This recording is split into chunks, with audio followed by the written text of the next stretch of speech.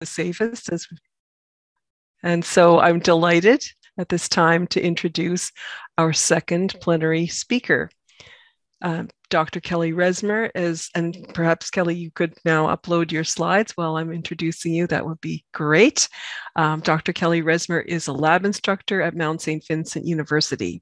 She is the winner of Mount St. Vincent's Early Career Teaching Award and other awards, including our C3 Educator Award. Kelly has recently focused of late on applying EDIA principles in the lab and has met with considerable success with that work. Her talk on the future of chemistry lab learning will be 20 minutes long with 5 minutes for questions at the end. So please join me in welcoming Kelly to hear about the future of chemistry laboratory learning. Over to you, Kelly.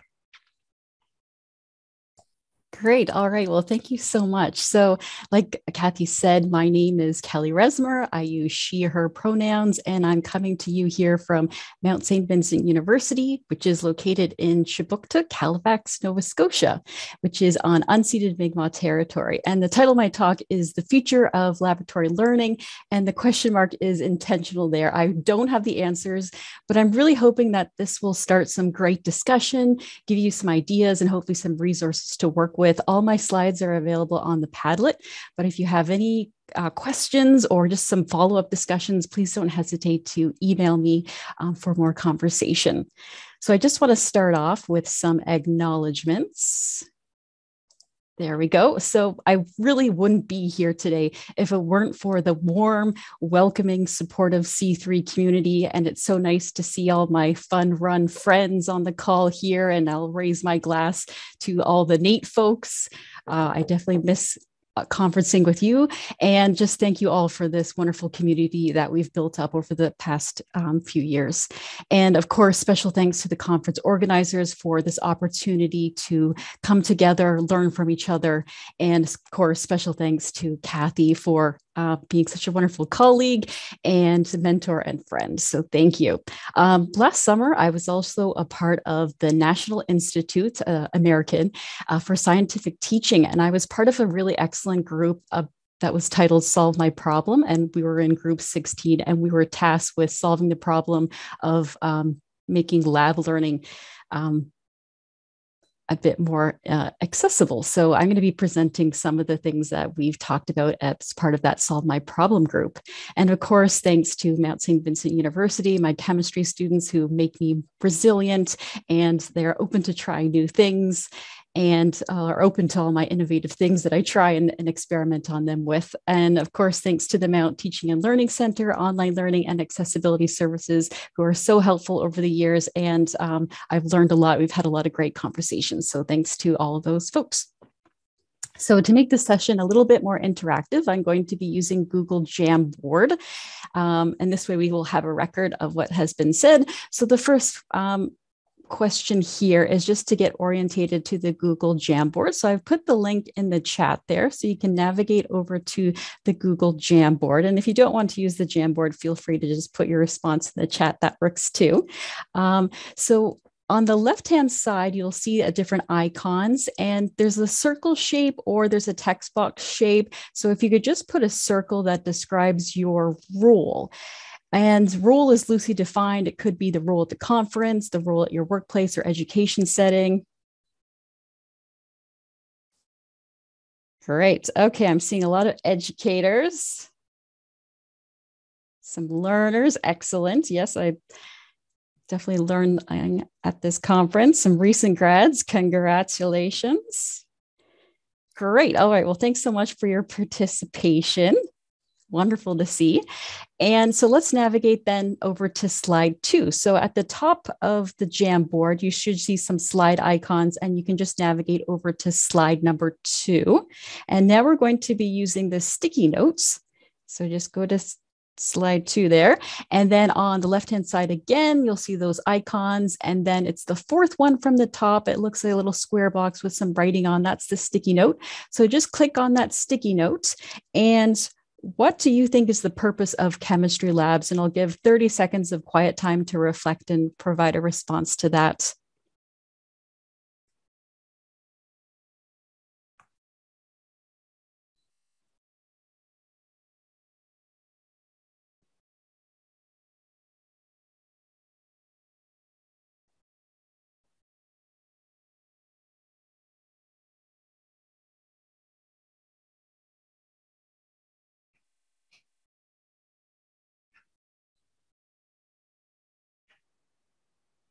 right. Thanks for your participation. I put this on my phone, so I'm going to have to go a little bit bigger here. Okay, so I'm seeing lots of hands-on skills, hands-on experience, communication skills, lab safety, having fun with chemistry, applications of materials taught in class, active learning, learning to use equipment. Excellent. Demonstrating knowledge, safety, improving technical skills, blowing stuff up legally, working with others, practical skills, community. Excellent. Great. All right. Well, thank you all so much for that participation. Wonderful. And we'll just go back now to the slideshow here. So even pre-pandemic, there were discussions about what's the purpose of the lab. They are very expensive in terms of personnel, space, chemicals, equipment, and what role do they play? What skills can students in the lab gain? And what skills can only be gained in the lab and not the classroom? So the lab is a very complex and potentially stressful learning environment, and carefully designed lab experiences are required for meaningful lab learning. So I was really drawn to Michael Seary's work on his laboratory learning principles. They resonated with me greatly. And he establishes the lab as the place to do science. So that is using scientific knowledge to plan, design, execute, experiment, and draw conclusions from the collected data. So it's important for students to be prepared to learn in the lab. Consideration needs to be given to teaching experimental techniques. And he also recognizes the importance of considering lab learners' emotions, motivations, and expectations in the lab setting. So overall, the lab is a complex environment that requires a lot of time, resources, and expertise to design effective experiment, which is an important consideration, especially as we often rely on contingent faculty to teach these sessions. Another guiding principle for me is labs and supporting materials should be designed with accessibility in mind. So the definitions on the screen here guide me, and it comes from the National Center on Accessible Education Materials, which has a large amount of resources and guides to help you out in learning how to make materials more accessible. So they define accessibility as a person with a disability can acquire the same information, engage in the same interactions, enjoy the same services in an equally effective, equally integrated manner with substantially equivalent ease of use as a person without a disability. So where possible, identify barriers and design solutions to minimize those barriers in advance. So be proactive rather than reactive. Design activities with accessibility as you go, as you develop those tools. So insert closed captioning into all videos as soon as you create them, add alt text as soon as you add an image, run documents through accessibility checkers, make sure the lab spaces are easy to navigate, identify lab equipment that can be modified, such as having probes that can speak out readings, supply these materials in advance, and also have a statement on course outlines or your Moodle or course websites, inviting students to contact you if things are not accessible to them to really open that conversation. So of course, each person is unique and will require different accommodations. Designing activities that are accessible will help to make that lab learning more inclusive. All right, so going back to those learning principles. So the lab is the place where the students can think like a scientist, but what does that mean? So those scientific reasoning skills like develop hypotheses, design experiment to answer research questions, testing hypotheses, but scaffolding really needs to be in place to support this skill development. So cookbook labs, those are where the lab learners simply follow a recipe and confirm that the results were as expected, don't necessarily support this skill development. However, we do need to carefully consider the labs over the course of the term, over the course of the degrees to slowly develop these scientific reasoning skills. So in session B13, Miranda will present a really useful framework for structuring these skills over a degree program. Shameless plug there. So slowly remove those scaffolding to build up these scientific reasoning skills. So early in the term, maybe you have that cookbook lab, but then identify the independent and dependent variables. Have students first identify their research question. As you're going through the cookbook lab, discuss those experimental variables and controls present. Have students write the hypothesis before they start the experimental work. Or you could have a 2-week or a 2-part experiment where one part is the cookbook lab, that's skill development. And then the next part or the next week is that more open inquiry-based lab. So for example, there's a great Vernier experiment where you test the conductivity of water and salt solution. And then that next part is students design their own experiment to test their own research question using that conductivity probe.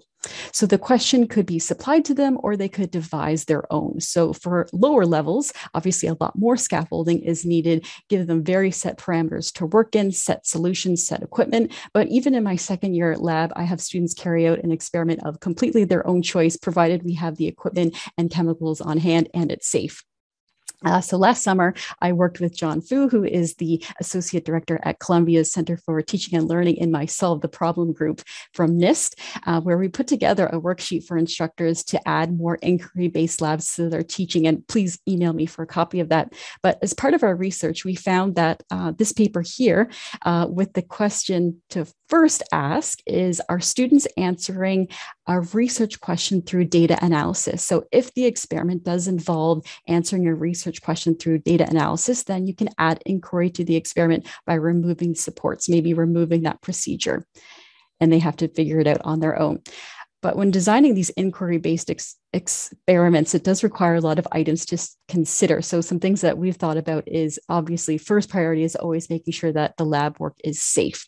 Also consider how students will understand how to use that lab equipment. So do they have that necessary background and skills and knowledge? Also, you need to train teaching assistants on how to help students as they carry out these more open-ended inquiry experiments. You need buy-in for all those involved with the lab, particularly the chemistry technicians, because these labs can be very chaotic and require lots of chemicals and equipment. Also, do consider the number of students in the lab. And also consider how to support students as they take risks. So trying to reduce that fear of failure in case things don't go as planned, which of course they often do in science. And also consider supporting students as they write lab reports and how to assess students if things don't go as planned. So next up in the framework is that pre-lab preparation. So pre-lab preparation is essential for that meaningful lab learning, supplying the required knowledge, and can also help to improve student confidence in the lab. So there are a variety of ways to prepare in advance for the lab. So my students report an overwhelming support for videos, since they can pause and review the videos at their own pace. So of course, many of us have filmed videos during our pandemic lab development that we can continue to use. So this past year, actually, in my in-lab pre-lab lectures, they were replaced by a more accessible pre-lab videos that were required to view before coming to the lab, where I covered all the lab theory and calculations that could be viewed as students completed the lab report after they completed the lab. So my traditional 20-minute lab lecture was replaced with a very concise 5-minute lecture going over the key lab safety and procedural details. So student feedback was very positive with this switch. And I think we do need to be really mindful, though, of overloading our students with all of this pre-lab work. So just being very mindful of that time.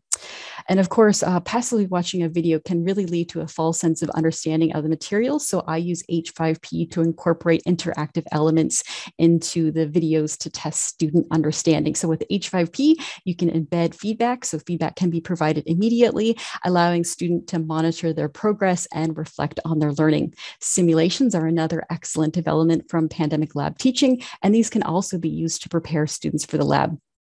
My philosophy is that pre-lab preparation should be formative. I personally don't think that students should be penalized grade-wise for developing this lab knowledge and lab skills.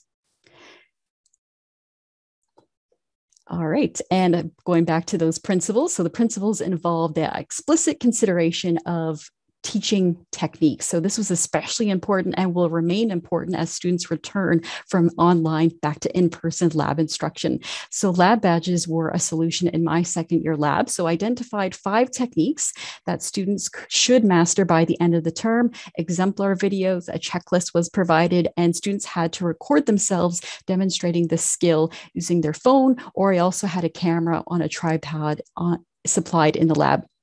This was great, but some issues that we did encounter were some students had difficulty uploading the video. So I did provide resources how to upload them to YouTube or their OneDrive. But one thing that I didn't anticipate was the difficulty transferring the video from their phone. So that was something I hadn't anticipated.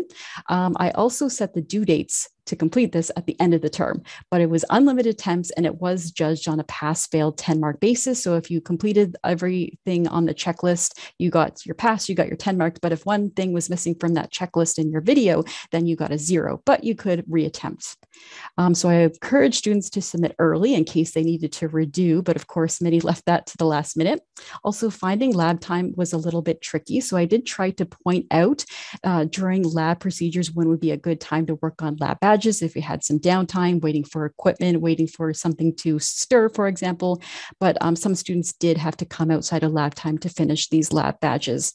Overall, these lab badges were a great way to assess those hands-on skills. I see it as less anxiety-provoking as a lab exam or a skills assessment. And with multiple attempts, I do see this being more equitable than just assessing one experiment outcome, like testing crystals from a reaction, for example.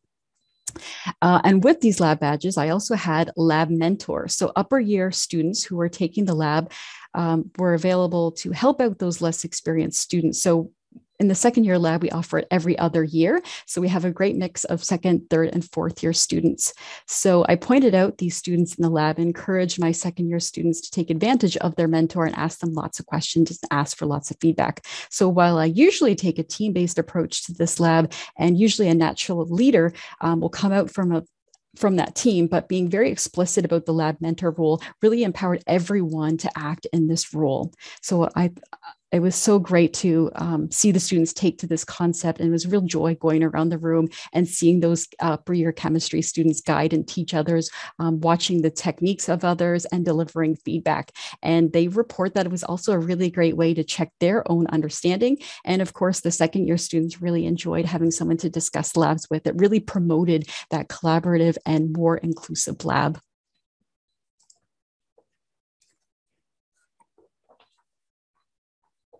All right. And so my students report a lot of anxiety around writing formal lab reports. So lots of scaffolding, rubrics, and exemplars are needed. And pandemic lab time, I did have time to carefully examine lab reports, and this is something that I'll bring to my in-person labs. So what we did is that we graded a lab report. We discussed in small lab groups and then class-wide, highlighting the areas of strength, the areas that needed improvement, and then each week's lab had results and reference. And then we built in another portion of that formal lab report. So one week it was intro results references. The next week, discussion results reference. And we slowly, with feedback each week, built to that full formal lab report at the end of the term. I also use the TILT, Transparency in Learning and Teaching Framework for Assessment items. And this was founded by Mary Ann Wigglemas for these lab reports, which have the purpose, task, criteria, prompts for each assessment to be more transparent. So for each report, outline the purpose of the lab report, point out those everyday life applications of the lab, knowledge gained and skills that can be developed by completing that lab, list the learning outcomes. Task, what are the expectations? Be very explicit how to complete this lab assessment, what resources to consult, what areas to consider, and then criteria, how exactly will this be assessed? Provide an exemplar, detailed grading checklist, and I'm a big fan of Moodle's marking guide. And then finally, I was inspired by the book Rating for Equity, What It Is, Why It Matters, and How It Can Transform Schools and Classrooms by Joe Feldman. And it really made me question my inequitable grading practices. I mean, did I really know the difference between an 80 and an 85? And does that really even matter? And I also reflected on how my feedback often revolved around defending a grade assigned rather than providing feedback for learning. So in December 2021, I had that unexpected shift back online for the start of the winter 2022 term in my second year chemistry lab. So I knew that I needed to do something flexible with assessments that were because of the uncertainty of that winter term. So over the winter break, I read the book Ungrading, where I learned all about the different methods to ungrade. And I settled on the portfolio-based method that was really well described in the excellent newsletter from Robert Talbot that I've linked here. And this worked really well for the little time I had to plan. And I also only had 12 students in the lab. So what I did is I had 20 lab learning outcomes, that students had to demonstrate and provide evidence in their lab portfolio at the end of the term. So these ranged from lab-specific skills, like calculating the rate of reaction, to a lab report, to a lab general skill, like documenting lab data in a notebook. And then in their portfolio, they reflected on what they thought their lab grade should be based on the learning outcomes achieved. And they provided evidence to back up their statements, demonstrating that outcomes such as a copy of their lab calculations or a scan of their lab notebook page. Throughout the term, students submitted lab reports as usual, but no grades were assigned, only feedback. Emphasis was on using the feedback received to strengthen the evidence in their final portfolio. It worked really well. Students were less grade anxious, and they were more open to taking risks and allowed flexibility since there were no penalties for not handing in a lab report. They just didn't get the feedback. And I'll stop there because I know I'm out of time. But if you want, just on the Jamboard, if you go to slide 3, I would just love to hear your feedback. So what is one thing that you plan on doing to making your teaching and learning more inclusive, accessible, or more engaging? So with that, thank you very much.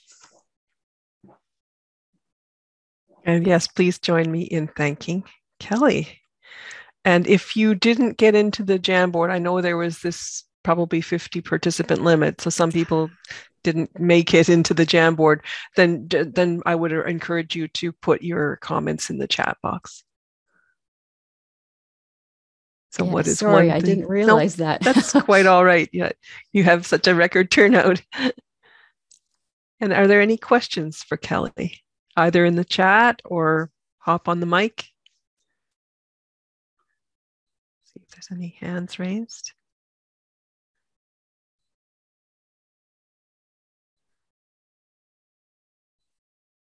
I think Christina Booker has a question. Oh, thank you.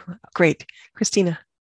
Hi, I just have a question about your lab grading. I find it interesting to use portfolios and have students reflect and demonstrate their learning outcomes.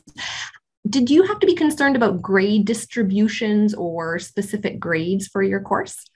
Well, I only teach the labs, and the labs are a part of the course. So I didn't have to follow as much of the strict rules as the lecture would. So if that makes sense. But I think that raises some good questions about those policies and the grading policies that can hinder some of these ungrading practices. That's a good point. Yeah. I see Jose there, but I think Janice has a question in the chat box there. Would you share your 20 learning outcomes? Yes. Just email me and I can send those to you.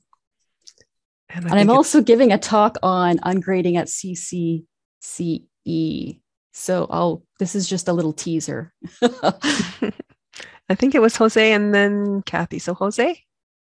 Yeah, thank you very much for the talk. When it comes to accessibility that you talked about at the beginning, what are your experiences because dealing with the Center for Accessibility or whatever it is the equivalent in your institution to that? Because for us, we don't know that a student who's blind is coming to our labs generally until a week or two before they come into the lab. And sometimes, well, that is just not sometimes, that is always too short of a time. Do you have better experiences than that? What's the timeline for dealing with this? Because I can imagine I can create things, but I need enough notice. Yes. Yeah. And this, my designing things with accessibility in mind really came out of an experience where I had someone that was completely deaf and they showed up to the lab on the first day with 2 interpreters. So I was totally taken off guard. I had no idea that they were coming to the lab. So that's something that I've flagged. I have a really good working relationship with our accessibility service team. So I've tried to share. It is very difficult to design these activities if you don't know the individual's needs. So I try and identify those barriers in advance. But yeah, it's not easy. Yeah. And that's something I think we just need to encourage and chat with our accessibility departments. So there are no formal policies to say, give us at least 6 months before someone comes in. There's they can just show up the day off. Okay. Yeah. Thank you. And I would just have time for one quick question. And then I see Kathy has her hand raised, and then I think we'll wrap up after that. So Kathy. I thank you so much for the presentation. As someone who's also responsible for labs, I'm just curious. You mentioned that this was the class size was under 20 students. Did I catch that correctly? For my second year labs, yeah, under 20. So I was just curious, like, how large can you go and logistically and practically be able to carry this out? Do you mean the ungrading part? All of it, all of it. Oh, well, I should say for the ungrading, I didn't have time to get to it, but I did link an excellent paper about specifications grading. And in that paper, they had 1,000 students in organic lab. So that's what I would recommend for those large class sizes. And that's probably what I would use in my large first year lab sections. Okay. Yeah, some things scale, some things don't. Right. That's this is what I was very curious about. Thank you. And on that note, please join me in thanking Kelly. So we want to stick to our time. So thank you very much. Thank you for participating in this session.